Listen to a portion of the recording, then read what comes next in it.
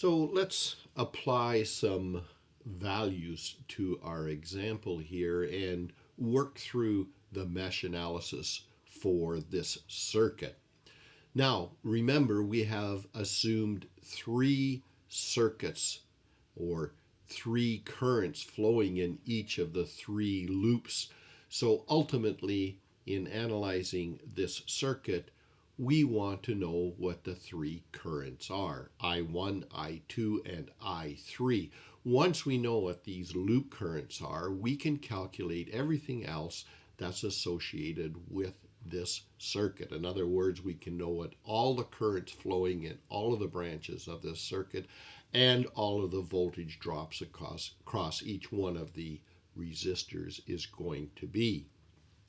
So we're going to, as I said earlier, convert this electrical circuit to a set of mathematical equations that will allow us to solve for the unknowns, which are the three currents in this case.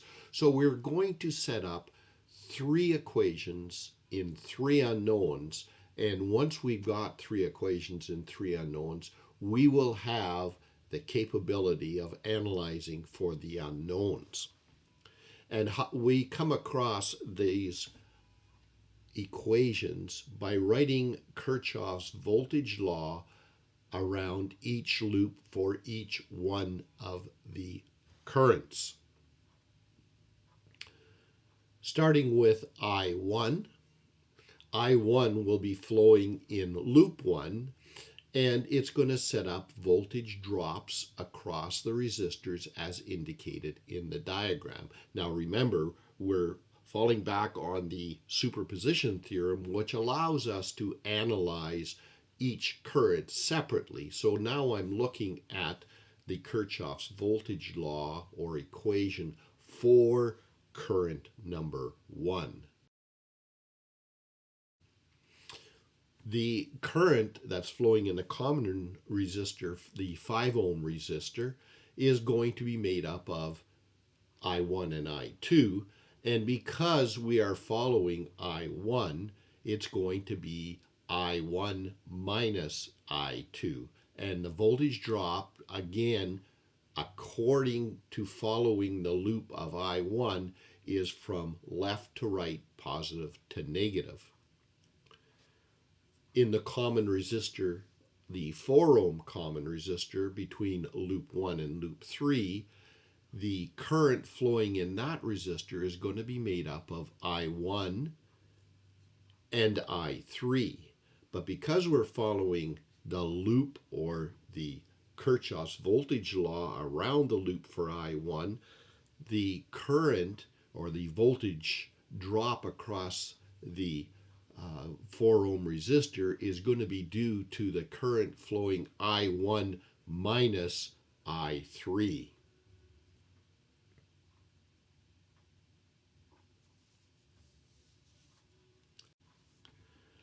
I'm now going to set up the equation for Kirchhoff's voltage law in loop 1 according to the current I1. And we can start anywhere in the loop, but the first thing I'm going to start with is the power supply, the 18 volt power supply. And remember our rules, it is a voltage rise, so it will be minus. So we have minus 18. We'll then come to the common resistor, the 5 ohm resistor, and remember the voltage drop across that resistor is going to be V is equal to I times R. The I that we're looking at is I1 minus I2, so it's going to be 5 ohms times I1 minus I2 is the voltage drop across the 5 ohm common resistor.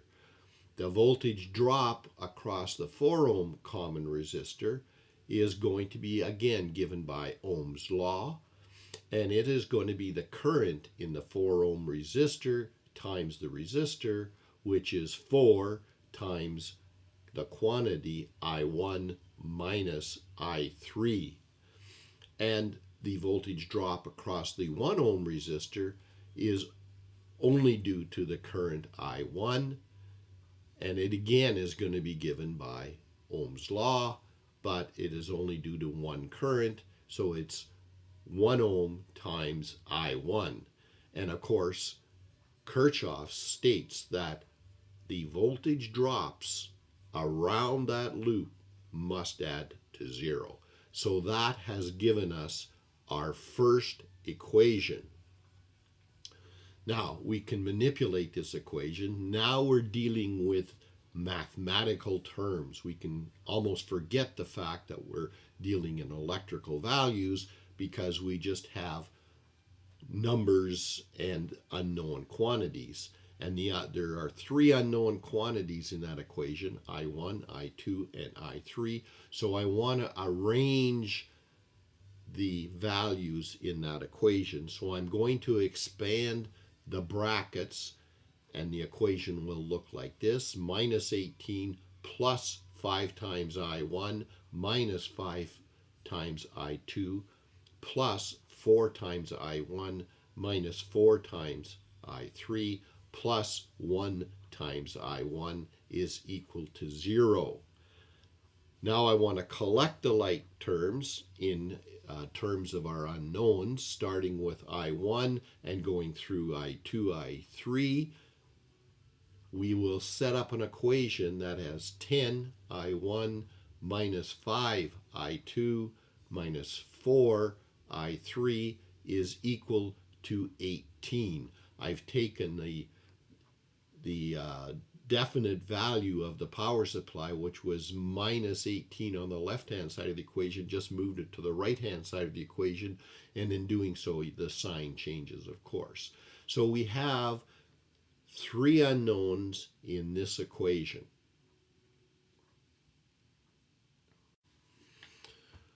We are now going to look at the current I2 in loop number 2.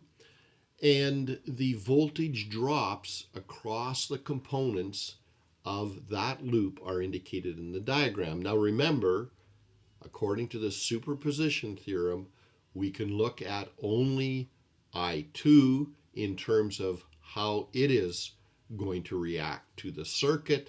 And then once we're finished with I2 and I3, we can add them together superposition-wise and come up with the answer. But right now, we want to look at only I2.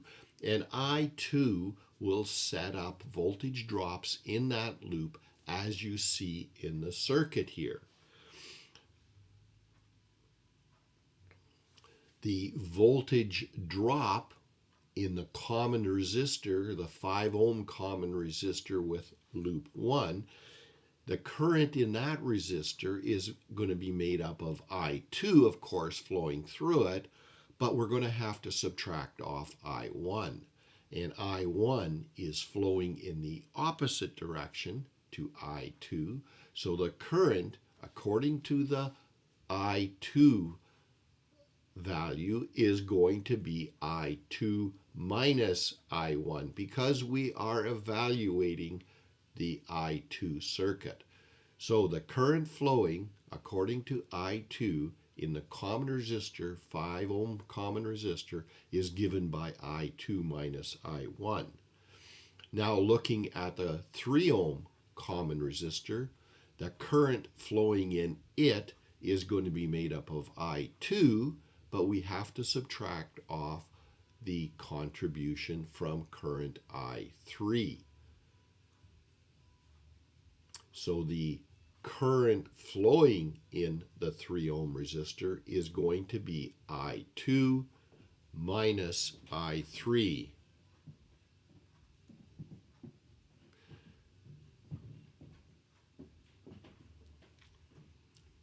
Now, looking at the mathematical equation for I2, the same way as we did for I1, we're going to start with the power supply, and it's a voltage rise, so it's going to be minus 12.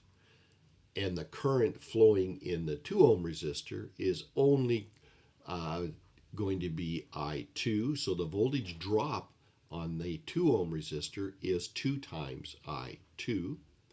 The voltage drop in the 3 ohm resistor is going to be due to I2 minus I3. So the voltage drop is 3 times the quantity I2 minus I3. And the voltage drop across the 5 ohm resistor, common resistor with I2 and I1, is going to be made up of I2. The current, that is going to be made up of I2 minus I1. And the voltage drop is 5 times I2 minus I1. And of course, Kirchhoff's voltage law states that it has to equal 0. We'll now expand the quantities outside the brackets, or remove the brackets, and we get the equation minus 12 plus 2 times I2 plus 3 times I2 minus 3 times I3 plus 5 times I2 minus 5 times I1. And of course, Kirchhoff's voltage law states that the sum of those around the loop have to equal 0. We will now collect like terms of I1, I2, and I3, and that will leave us with the equation minus 5I1 plus 10I2 minus 3I3 equals 12 volts.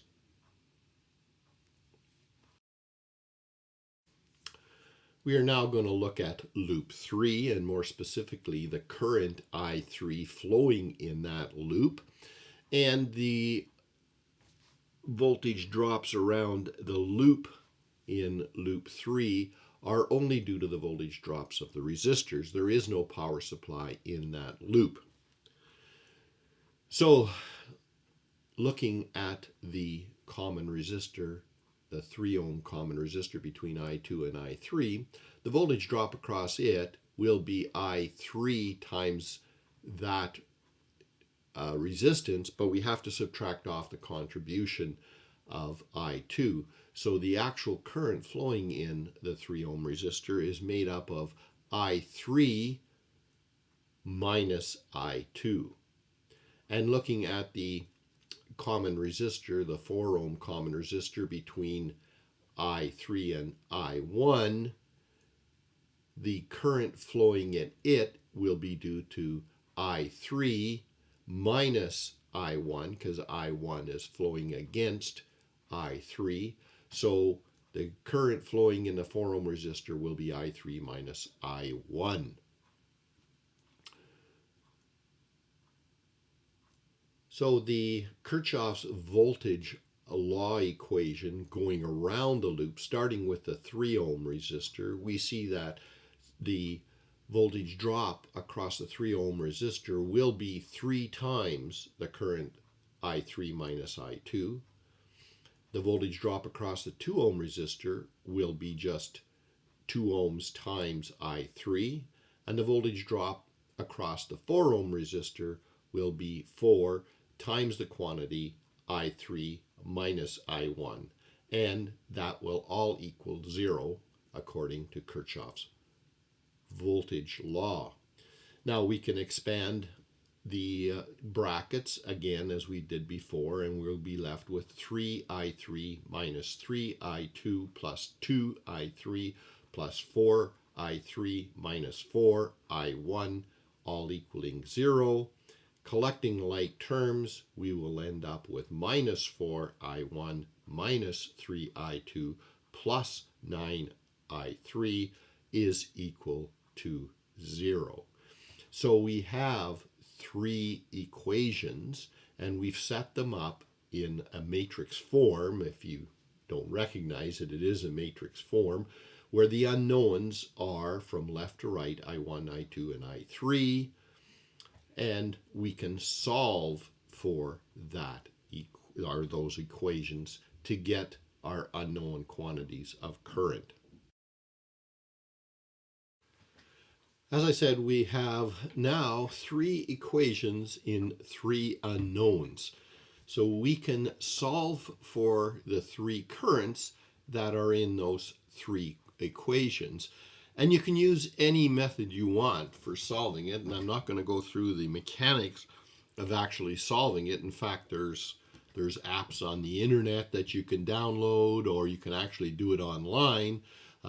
We have a matrice of three unknowns, and you can just plug in the values in that matrice to come up with the solutions, or you can go through the process of subtracting and adding the equations themselves until you end up with a solution. Regardless of how you find a solution, you will come out with the fact that I1 is 7.02 amps, and that is the current in the 1 ohm resistor in loop 1. I2 is 6.28 amps, the current in the 2 ohm resistor in loop 2, and I3 is 5.21 amps, which is the current in the 2 ohm resistor in loop 3. And looking at these solutions, we now can figure out just about anything that has to do with this circuit. But we'll take it a little bit further in the analysis process. Because of the solution, we see that I1 is greater than I2 and I2 is greater than I3. So if we want to find out the I1 minus I2, we just subtract I2 from I1, and we get a positive answer, which is 0.74 amps, which we assumed was flowing left to right, and because it's a positive answer, we have assumed the right direction for I1 minus I2. And I2 minus I3, which is the current flowing in the 3 ohm resistor, is I2 minus I3, or 6.28 amps minus 5.21 amps, which is 1.07 amps, which is a positive number. So again, we have chosen the right direction for the current I2 minus I3. Finally, the current in the 4 ohm resistor is given by I1 minus I3, and that again is a positive number because I1 is greater than I2 is greater than I3. The answer is 1.81 amps, which is the current in the 4 ohm resistor. And again, it's a positive answer, so we have again chosen the right direction. Now, if any one of those turned out to be negative, any one of those equations, I1 through I1 minus I3, if any one of them were a negative answer, that would mean that the assumed direction of the current at any stage of our calculation was wrong, and we just reverse the direction to come up with the right answer.